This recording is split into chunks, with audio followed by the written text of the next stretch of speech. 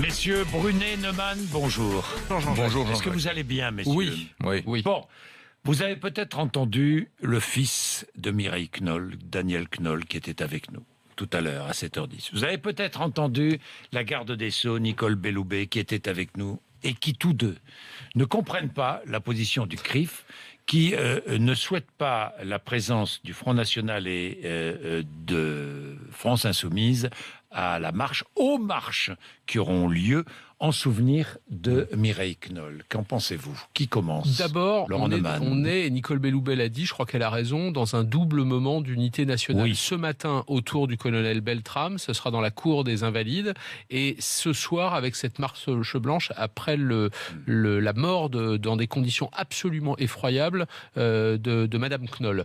Je crois que le CRIF ne se rend pas compte qu'en réalité, en prononçant cette double exclusion, va aboutir exactement à l'effet inverse de l'effet recherché. On ne peut pas être dans un moment d'unité nationale et commencer par exclure quelques responsables politiques que ce soit. Et ça me rappelle d'ailleurs ce qui s'était passé, souvenez-vous, pour la grande marche qui avait réuni 2 millions de personnes à Paris le 11 janvier 2015, après l'attentat de Charlie Hebdo et l'attentat de l'hypercachère de la porte de Vincennes. Les partis de gauche, le Parti socialiste, avait considéré que Marine Le Pen n'était pas à sa place dans cette grande manifestation. Elle s'en était d'ailleurs victimisée pour aller ensuite manifester sous les applaudissements de quelques dizaines de militants du Front National à Beaucaire. C'est l'effet inverse de l'effet recherché. Alors après, on peut débattre, je vais laisser Eric donner son avis, mais après on peut débattre des vraies raisons du CRIF. Et il y en a des raisons, on peut les expliquer. Oui. Moi, je Eric. crois que quand on a du mal à désigner les choses, désigner les coupables, on noie le discours politique dans une espèce de politiquement convenable. Alors ça fait bien de dire je ne souhaiterais pas que les extrêmes soient là. Mais c'est totalement incongru. Je pense d'abord, pour commencer, à Marine Le Pen. Ça fait quand même un certain moment qu'en France, il n'y a pas d'attentats antisémites au nom du Troisième Reich ou bien des ordonnances anti-juives du maréchal Pétain d'octobre 1940, si vous voulez. Il faut bien qu'on comprenne que l'antisémitisme, celui-là, est mort ou Non, il n'est pas mort. Il a pratiquement disparu. Franchement, d'ailleurs, j'ai la faiblesse de croire qu'un certain nombre non négligeable de Français juifs votent pour le Front National de temps en temps aux élections. Donc, je trouve que... Alors, je ne parle pas de Jean-Marie Le Pen et du rafour crématoire. Je parle du Front National de Marine Le Pen. Vous savez que je ne partage pas ses idées. Enfin, dire que Marine Le Pen véhicule l'antisémitisme aujourd'hui est inacceptable et inconséquent. C'est pas du tout son ADN politique.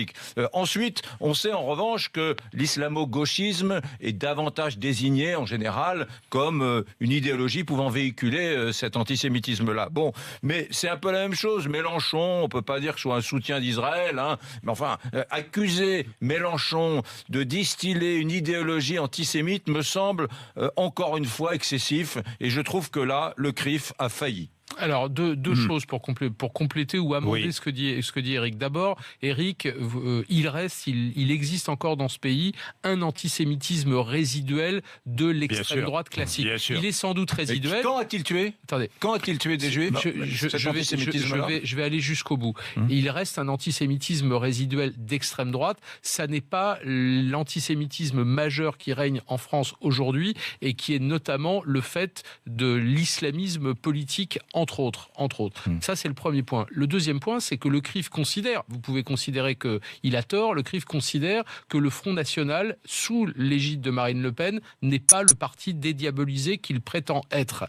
Je dis, moi, qu'un jour d'unité nationale, c'est une mauvaise idée qui aboutit à l'inverse de l'effet recherché que d'exclure qui que ce soit. Et deuxièmement, pour Jean-Luc Mélenchon, oui, le CRIF pointe effectivement ce que vous appelez l'islamo-gauchisme et pointe aussi le fait que la France insoumise soutient le boycott d'Israël qui s'appelle BDS, boycott des investissements sanctions, et qui, selon le CRIF, favorise l'antisémitisme et porte atteinte à la légitimité de l'État d'Israël. C'est une décision politique. C'est une décision politique. Je rappelle d'ailleurs que ce boycott est sanctionné, à l'inverse, par l'Union européenne, par les États-Unis, qui ne veulent pas entendre parler de ce boycott. Mais ce sont sont des raisons politiques. Je dis juste que quels que soient les motifs, et on peut en discuter, un jour d'unité nationale, on ne peut pas appeler à une marche ce matin pour Arnaud Beltrame, ce soir pour Madame Knoll, et commencer par exclure. Ça n'est pas de bonne politique parce que, je le répète, ça aboutit à l'effet inverse de l'effet recherché. Je suis frappé quand même des divisions dans notre pays depuis les attentats de Trèbes,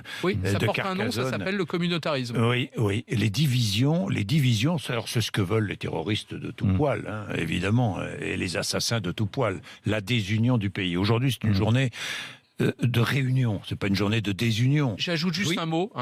Oui. Le CRIF n'a ni les moyens, ni le droit d'interdire qui que ce soit de manifester. Non, ça, il peut juger que tel ou tel n'est pas le bienvenu, mais en tout cas, il ne peut pas interdire de manifester. Merci à tous les deux.